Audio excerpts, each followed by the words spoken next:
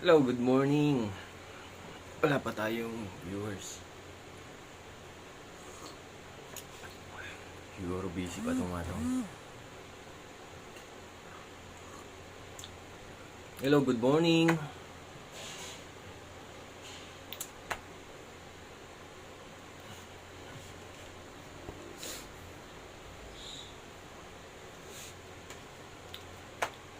Yan, may 8,000 na. Good morning, Megs. May tag-price pa. Good morning, Ma'am Grace. Good morning, Nokis Tungko. Kay Ma'am Lorna Javier. Good morning.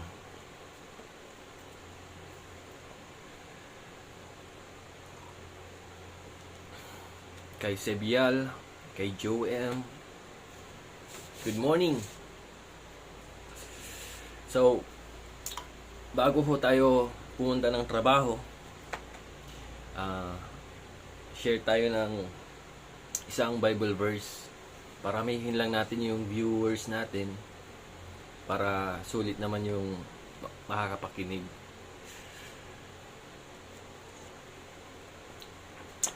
Good morning. Thank you, Ma'am Nasinap. Shout out kay Adukol Kamagay. Kay Mera Flor. Good morning from Riyadh. Good morning, Adilan. Kay Marites, good morning. Yan. Kay Ma'am Rosales. Mikaela. Good morning. So, ganda ho ng long hair natin, no? Hindi na ho natin nakapagpagupit.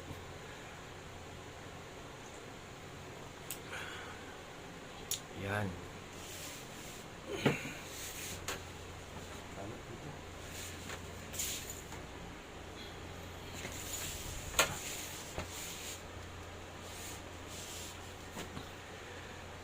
Yan.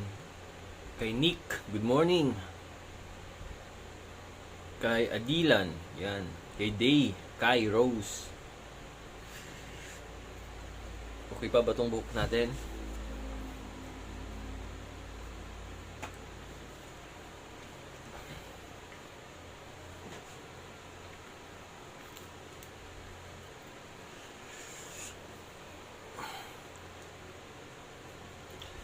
Good morning, Andy.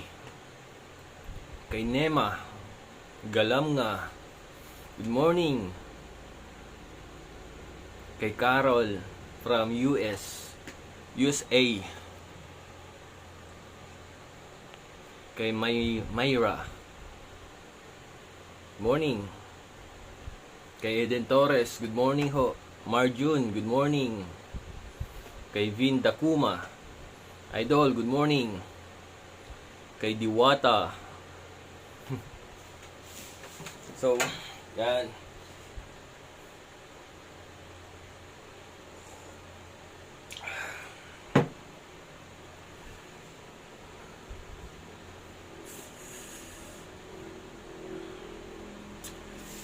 Ang topic ho natin ngayon is more on repentance. So, ano bang repentance? Ano bang ibig sabihin ng repentance? Siyempre, repentance, kalakip palagi nito ang confession, di ba? Magkatambal palagi yan. So, repentance, ito yung action na kung saan ay may pagsisisi, di ba? May pagsisisi sa nagawang kasalanan. So, repentance, pinagsisisihan mo, nagre-repent ka, di ba? Confession, kasama na ng confession yan. Siyempre, hindi pwedeng magkahiwalay yun, yung confession and then yung repent. Kailangan may pagbabalik loob rin sa ating Panginoon kung tunay yung repentance, di ba? So, topic ho natin ngayon ay repentance. And biblical ho tayo. Babasahin ho natin ang Bible verse na sa Book of Mark. Sa Book of Mark, chapter 1, verse 15. So, sulat nyo ho. Kung sinisipag ho kayo, tandaan nyo ho. Isulat nyo.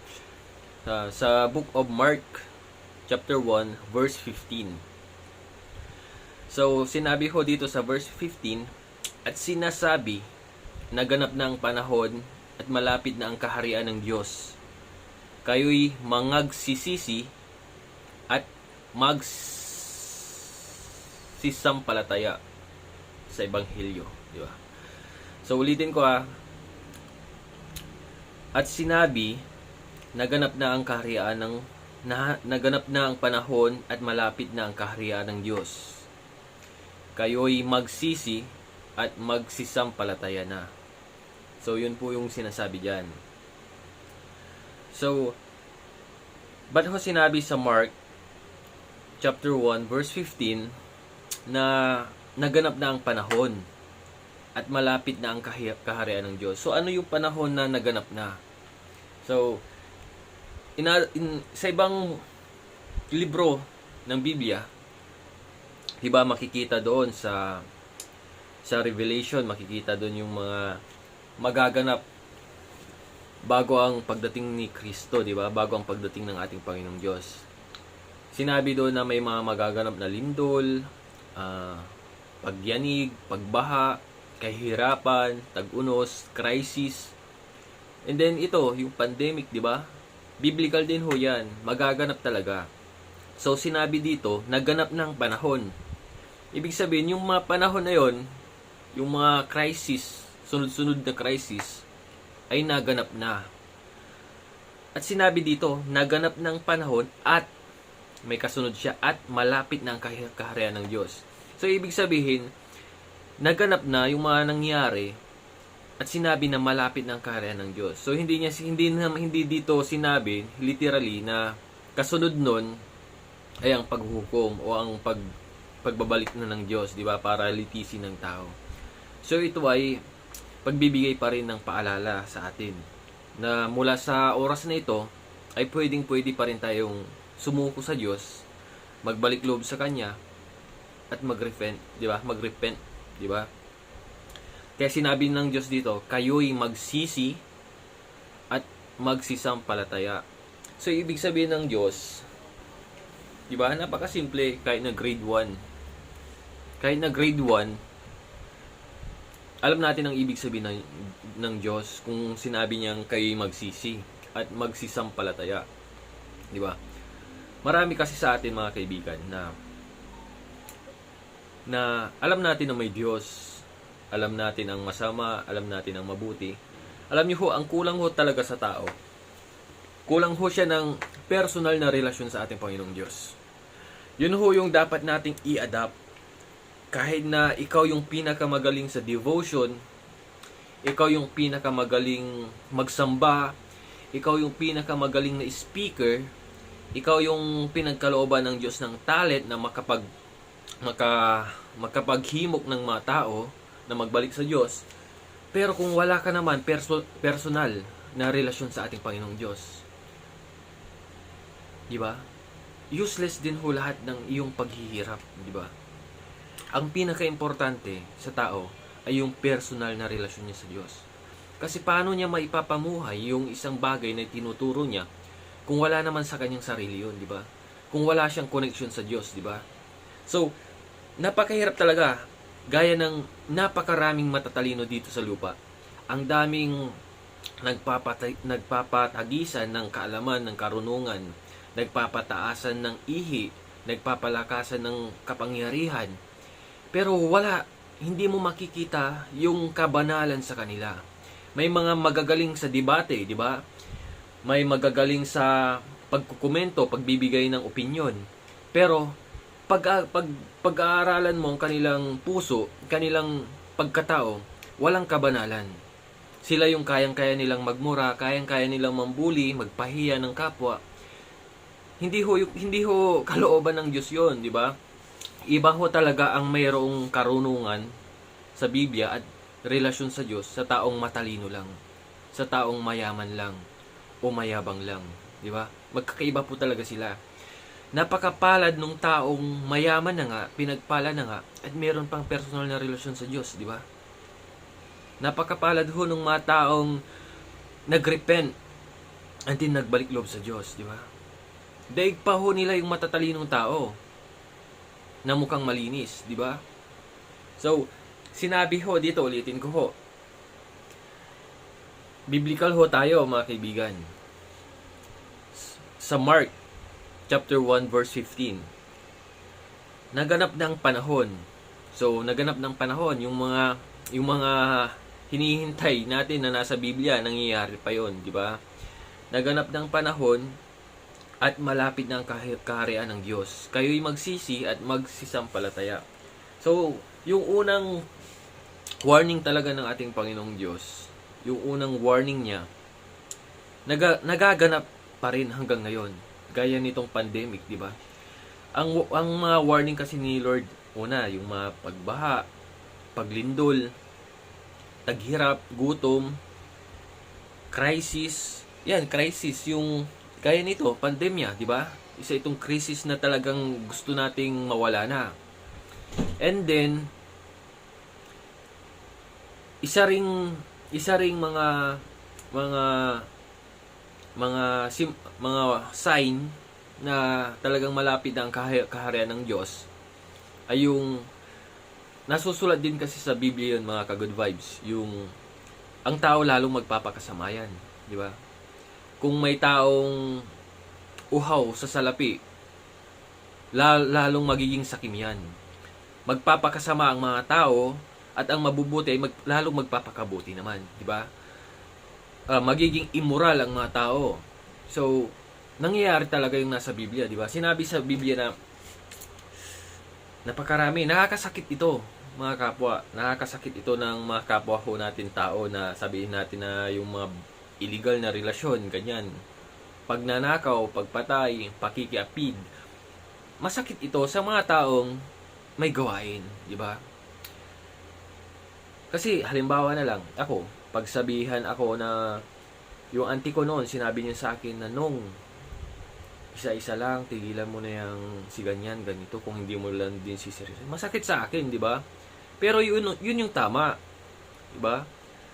Mapalad ang mga taong nakakarinig ng payong tama. Kasi kung ang naririnig mo na lang ay puro okay lang yan, puro support lang ang naririnig mo sa kapwa mo, kahit na gumagawa ka ng mabuti, ay masama, at puro support pa rin ang naririnig mo. Ibig sabihin, hindi ka napapaligiran ng mabubuting tao. Pag ganun. So, okay pa ba yung camera natin?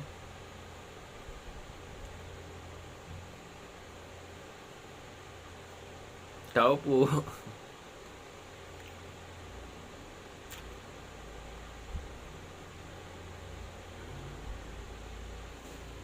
Okay pa ba yung camera natin? Okay. So, yun.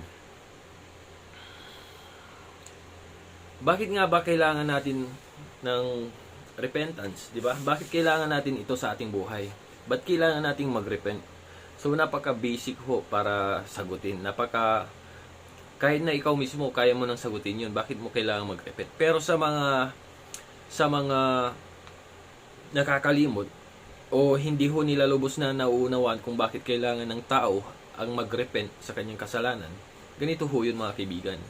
Sa kaharian ho ng ating Panginoong Diyos, wala hong puwang ang dumi. Ang sinasabi ho nating dumi, yung mga kasalanan ho natin, nahawak-hawak pa rin ho natin. Gaya ng pagsisinungaling. Kung ikaw ay taong sinungaling, wala kang lugar sa kaharian ng Diyos, di ba? Kung ikaw ay taong mamamati tao, wala kang lugar sa kaharian ng Diyos, di ba? Kailangan mong mag-repent. Kailangan mong magsisi, pagdusahan mo habang nandito ka pa sa lupa. Para sa hukuman ng ating Panginoong Diyos, ay masabi mo na ikaw ay nagsisi at nagbago na talaga. Kasi ang mga kasalanan natin, mga kaibigan, kung inilihim na lang natin yan at hindi ho natin kinonfess, hindi ho natin inani dito sa lupa, sa hukuman ho ng ating Panginoong Diyos, doon ho natin aanihin yan. Lilitisin ho tayo dyan. Pare-pareho tayong lilitisin dyan. Pulis ka man, sibilyan ka man, leader ka man, pinuno ka, politiko ka man, mayaman ka man, alipin ka man, pare-parehas ho tayong lilitisin sa hukuman ho ng ating Panginoong Diyos. Pantay-pantay ho tayo. Wala pong mayaman doon, wala pong mahirap.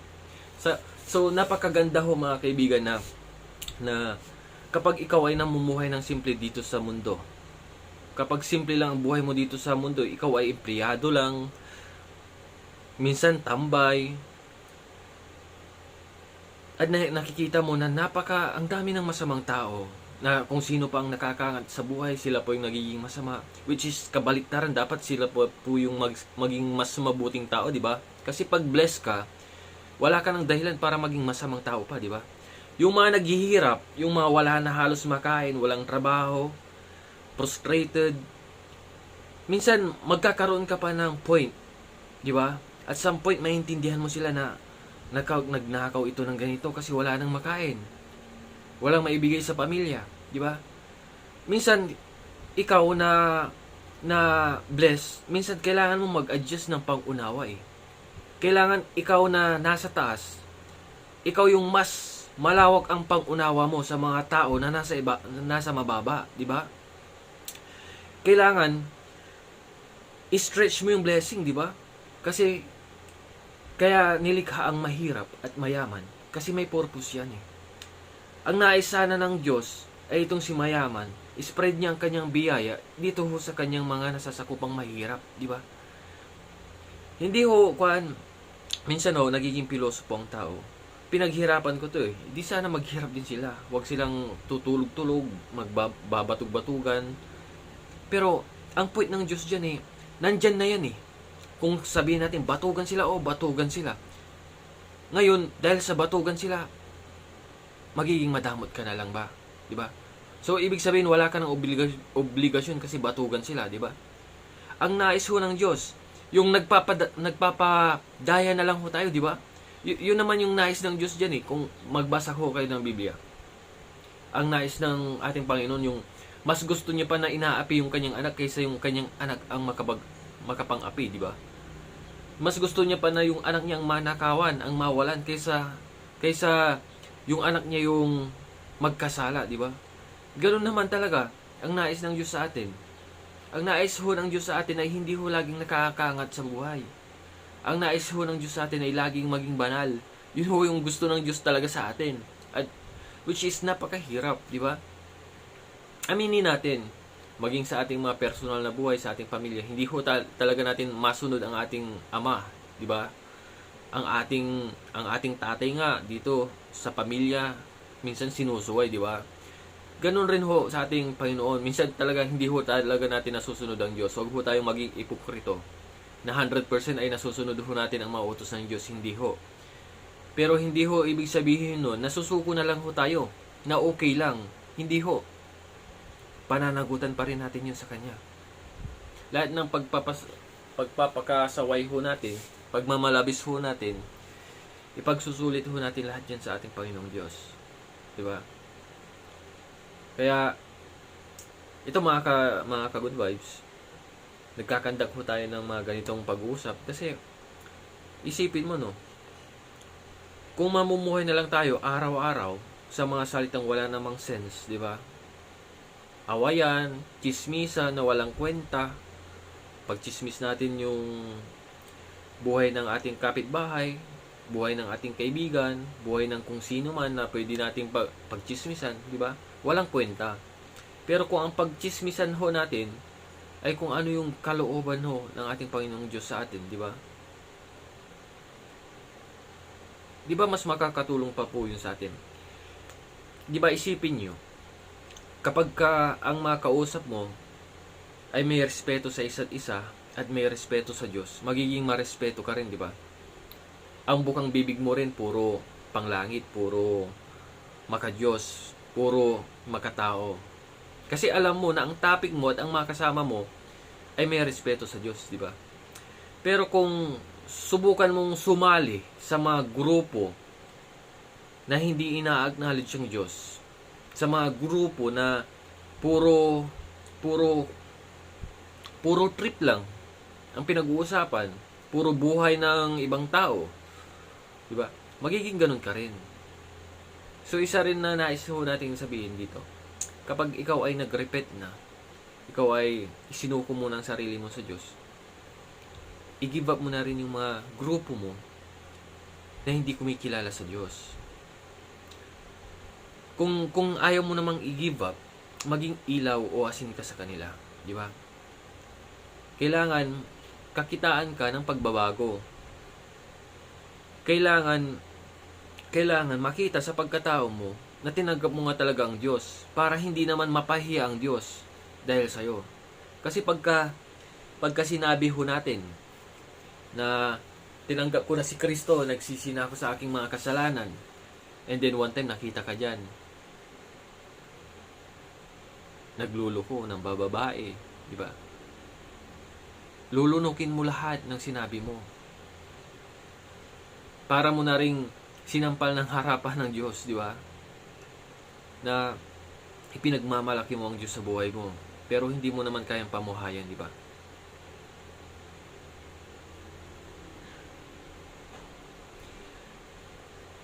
Mga kapatid, lahat naman tayo magkakapatid eh. Galing ho tayo sa isang Diyos. Nagkahiwalay lang dahil sa iba't ibang pananampalataya at may iba talaga na nag-backslide na. Makikita mo sa Biblia mga kaibigan na hindi talaga niloob ng Diyos lahat gawin niyang anak niya. Kung susuriin mo, kung magbabasa ka ng Biblia, may mga mababasa ka dyan na verses na niloob na lang ng Diyos na bulagin sila sa katotohanan dahil ayaw na ng Diyos na kumilala pa sila dahil i-give up na sila ng Ama. Meron ho yun, nabasa ko ho yun sa Biblia. Kaya ho, wag ho kayong magtataka kung may mga tao na saksakan ng sama.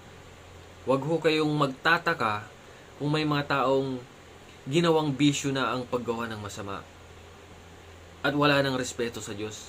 Dahil hindi ho talaga lahat ay iimbitahan ng Diyos sa kanyang kaharian. Ito po yung isang, hindi ko alam kung malulungkot ho kayo, pero nakakalungkot ho ito talaga. Kakaunti lang talaga ang makakapunta sa langit.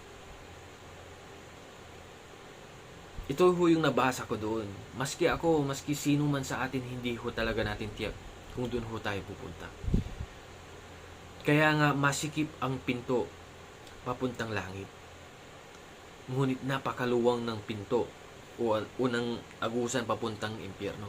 Nabasa ko rin ho yung sa Biblia. Kaya nakakatakot ho. Minsan, ang tao kasi kailangan mong takutin para maniwala, di ba? Kailangan mong takutin, lagi mong basahin ang Biblia para maniwala. Ako mga kaibigan, ang nagiging goal ko, ang nagiging parte ko sa mga kumpare ko, sa mga grupo ko, sa mga tropa ko, ako yung konsensyador eh. Totoo yun mga kaibigan. At hindi ko kaduwagan yun para sa akin.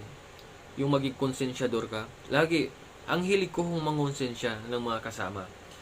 Kung may tropa ako, may kumpare ako, may kaibigan ako, kausap ko at alam ko, personally na meron siyang gawaing masama, mahilig lang akong mangonsensya. Pero hanggat maaari ayaw ko mawalan ng tropa, ng kaibigan. Pero napakahilig ko hong mangonsensya. Diba? Lagi ko hong binibitawan na kung ano man po yung ginagawa ho natin sa buhay natin. Diba? Malagim ho yung karma na daranasin rin ho natin. Yan ho yung lagi kong bitaw. Kasi totoo naman mga kaibigan, mas masarap yung nabubuhay ka dito sa lupa na wala kang hinihintay na karma. Mas masarap mabuhay na yung alam mo na gumawa ka ng tama, ng mabuti, and then bigla kang maso-surprise kasi may parangal, may biyaya kang matatanggap. Di ba? Kaysa naman gumawa ka ng masama. Ang salita ho ng ating Panginoong Diyos, buhay. Totoo ho yan. Kapag gumawa ka ng masama, you will face it. Diba? You will reap it. Diba? you will harvest it. Di ba? Tandaan ho natin ito, mga kaibigan. Ano man ho ang ating ginagawa sa ating personal na buhay, sa ating serbisyo, ako bilang pulis ninyo, ano man po ang aking gawin sa aking serbisyo, mangutong man ako, magmalabis man ako, magnakaw man ako, mailihim ko man yan,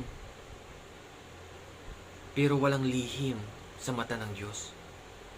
At darating po ang araw, pare-pareho po tayo, sibilyan, mayaman, mahirap, pulis, harap naman tayo sa hukuman ng Diyos. Kasi dito, sa hukuman ng tao, minsan ho, to be honest, mga kaibigan, in my own opinion,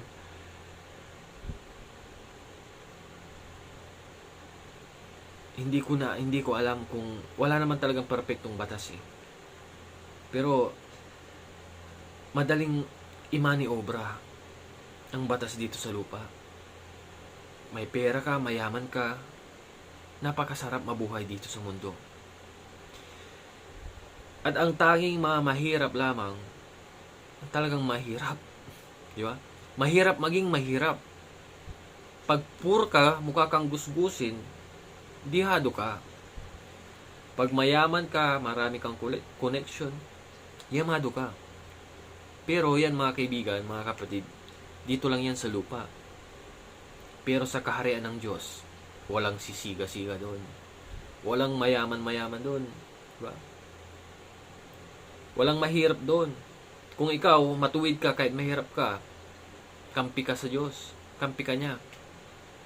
Kahit na ikaw pang pinakamatapang na tao, pinakamayaman, makapangyarihan dito sa lupa, kung mali ang pamumuhay mo, kalaban ka ng Diyos. Diba? Doon sa kaharian ng Diyos, wala nang dapat ipangamba.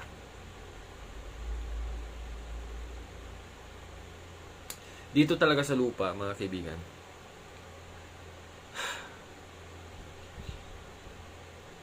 ang tangi mo na lang ditong maipagmamalaki at malalapitan ay ang Diyos. Kung wala kang Diyos at nabubuhay ka dito sa lupa, kung hindi ka mayaman, kawawa ka. Pero kahit ikaw na ang pobreng tao dito sa lupa, kung kasama ka ng Diyos, magiging maligaya ka pa rin kahit pobre ka. Kung may Diyos ka, kung may relasyon ka sa Diyos, kahit ikaw pang pinakapobre dito, hindi mo mararamdaman yun. Dahil hindi ipaparamdam yun ng Diyos sa'yo.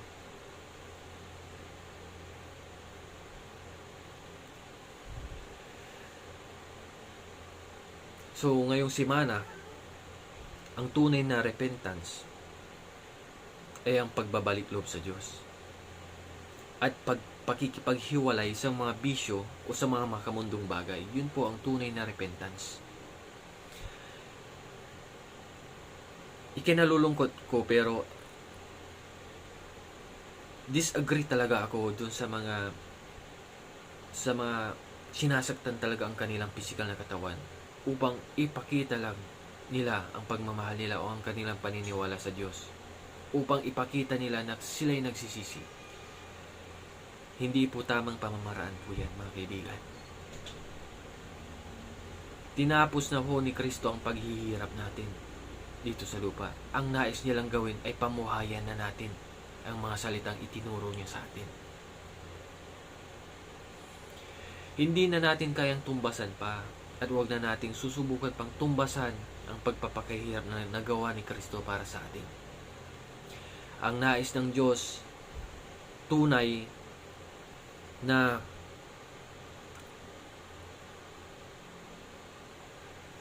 na repentance ay yung ibigay natin ng buong puso ang ating sarili sa ating Panginoong Diyos. Diba?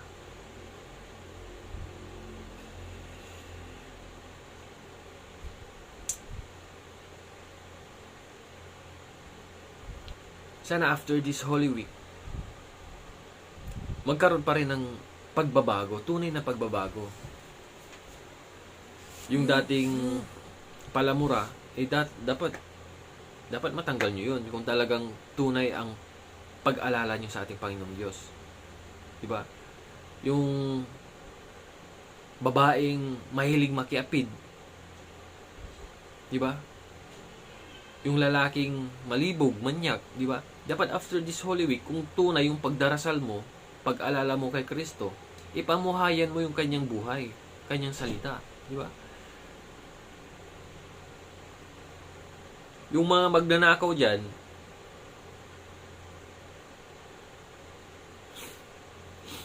tigil nyo na. At lalo na rin ho yung mga story creator, yung mga sinungaling na tao. Itigil nyo na mga kapatid. Kasi, walang silbi. Totoo ang Diyos. Totoo na may Diyos. Alam nyo yan. Na alam nyo rin na nakikita kayo ng Diyos. Di ba? Nakakaawang mamangmang. Yung alam mo na may Diyos na nakakakita sa'yo, pero nagpapatuloy ka pa rin sa pandidemonyo mo, nagpapatuloy ka pa rin sa ginagawa mong masama. May mga tao kung ganun talaga. Alam na nila na may Diyos na nakakakita sa kanila, pero nagpapatuloy pa rin sila sa paggawa ng masama. Ang kakapal ho ng pagmumukha nila. At gaya ho nito, gaya sa tuwing linggo, dumadalo sa church. Pagkakain, nagdarasal. Matutulog, nagdarasal. Paggising sa umaga, nagpapasalamat sa Diyos. Kulang ho yun, mga kaibigan. Kulang po ang pagbibigay puri lang sa Panginoong Diyos. Purihin natin ang ating Panginoong Diyos sa paggawa ho ng mabuti. Hindi po by words lamang. Ang daming mga tao sa inyo, ang dami kayo. Puro acknowledgement lang sa Diyos. Pero kulang sa pagsasabuhay. Diba? Alam niyo ako personally, mga kapatid, ang dami ko mong kakilalang ganun. At nakakalungkot talaga. Diba? Yung hahamakin niya pang kapwa niya. Mag-iimbento ng istorya. Pero wala naman tayong maililihim sa Diyos, di ba? Ulitin ko to. Ulit at ulitin ko. Wala ho tayong maililihim sa Diyos. Diba? Ano ho ang maililihim natin sa Diyos? Maski nga itong kapal ng buhok ko ay bilang ng Diyos. Ano pa ang maililihim natin sa Kanya? Panawagan ko lang, mga kapatid, sa mga kapatid ho natin dyan na naloloko ng mga mapagkunwaring tao. Gaya niyang scam. Yang si Faith Andrew. Yan. Mga kampon ng demonyo yung mga yan. Kasi siguradong scam yan eh. Walang permiso. Nagko-comment na kung ano-anong negosyo dito. Diba? Yan ho yung mga kampon ni Satanas na inilalagay niya rin sa social media. Diba? Kung legit kayo, itong mga scammer dito, wag niyo ho, mga kaibigan, wag niyo pong papansinin yung mga nagme-message ho sa inyo, ha. Nagsisend ho ng nagko-comment sa mga comment ninyo, nagre-reply sa inyo ng mga scam.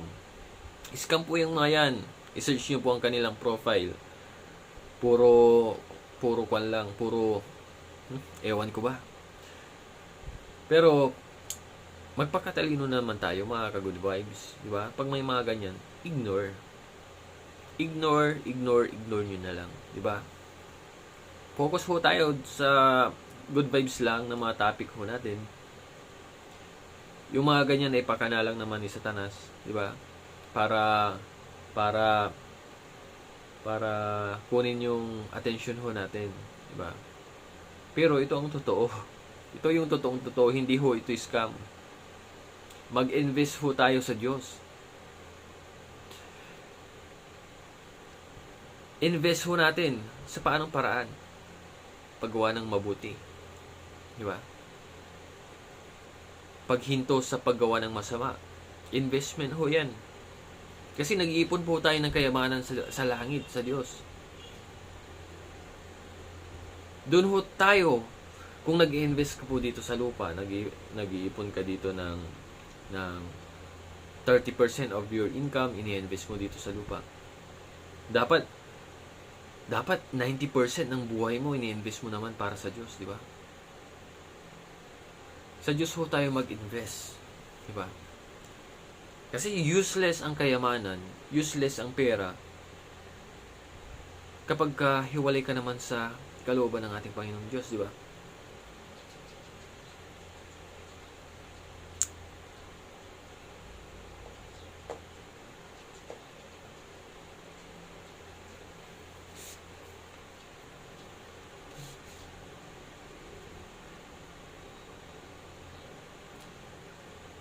May gusto rin ho akong i-share sa inyo mga kaibigan. Total Holy Week naman ngayon.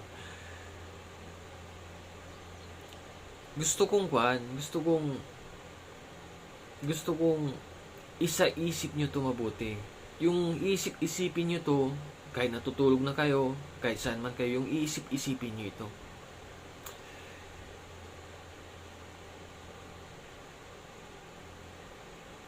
Yung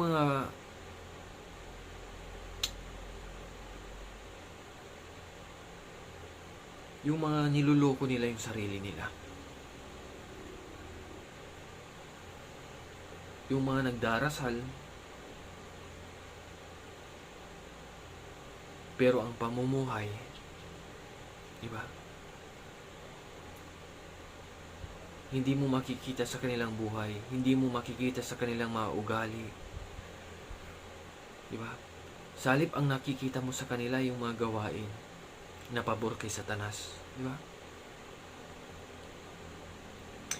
May mga kaibigan ho ako na hindi ho ako nagsasawang paalalahanan.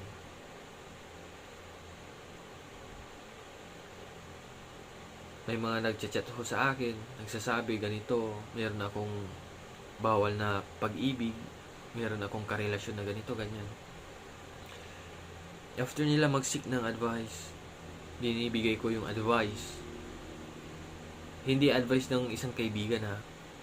Kasi alam ko na ang advice ng isang kaibigan, more on pangungonsinti yan eh. Ayaw niyang masaktan, kaya i-go niya lang. Go, best. Okay lang yan, best. Para sa pamilya mo, best. Pero ang tunay na kaibigan, kahit masaktan mo yung kaibigan mo, basta sabihin mo yung totoo. Sabihin mo yung dapat. Sabihin mo, bro, sis, hindi tama yan. Kapag sinagot ka ng kaibigan mo, ano bang tama sa'yo? Saan ako kukuha ng pangtustos ko sa anak ko? Diba? Sino ang tutulong sa amin, diba? May mga ganyang isusumbat sa'yo eh. Pero, kapag sinumbatan mo ang kaibigan mo ang matuwid na payo ng ganon, para mo na rin sinumbatan ng Diyos. In-underestimate mo ang kakayahan ng Diyos na pagpalain ka niya dahil gumagawa ka ng mabuti. At pinili mong gumawa ng masama dahil para mong pinapakita sa Diyos na wala nang kayang gawin ng Diyos sa'yo. Ito pong payo kong ito mga kaibigan. Payo ko ito doon sa mga babaeng nakikipag-apid na lamang para lang makakain. Pumapatol sa may asawa, pumapatol sa aming mga pulis. Akala nyo ang dami naming pera? Mga buang kayo. Hindi ho big time ang pulis. Marami lang talagang big time kung magkapagsalita. Huwag niyo sirain ang imahe ninyo sa harapan ho namin.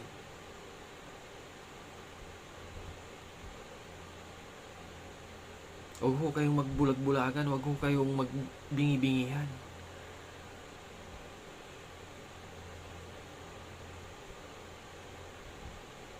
Ang dami diyang babae na handang maging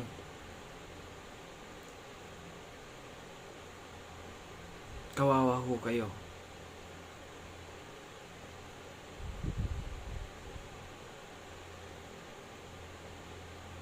Well,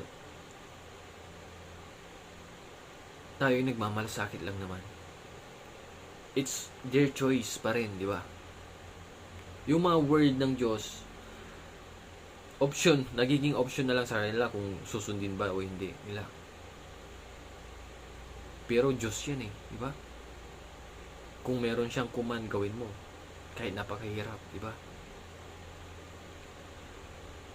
Ako nga, gustong gusto ko pa rin bumalik sa bisyo, pero wala na eh. Although nasaan yung tao pa rin tayo, nasa katawang lupa pa rin tayo, may mga pagkakataon din talaga na hindi ho natin naiiwasan gumawa ng masama. Sarap kasing mag-chicks, di ba? Patalastas lang to ah. Oo, totoo yan. Kasi hindi naman siya magiging kasalanan kung mahirap gawin, di ba? Usually, si Satanas, gagawin niyang napakasarap ang isang bagay. Iluluto niya ng masarap yan. Gaya ng mga bisyo, masarap na masarap yan. Para makaakit, di ba? Para makapandaya, di ba? Hindi ka naman papainan ni Satanas ng hindi mo gusto, di ba? Kaya naman ng lalaki. Di ba? So, si Satanas talaga, sinusukat niya ang tao, di ba? Ititest niya yan.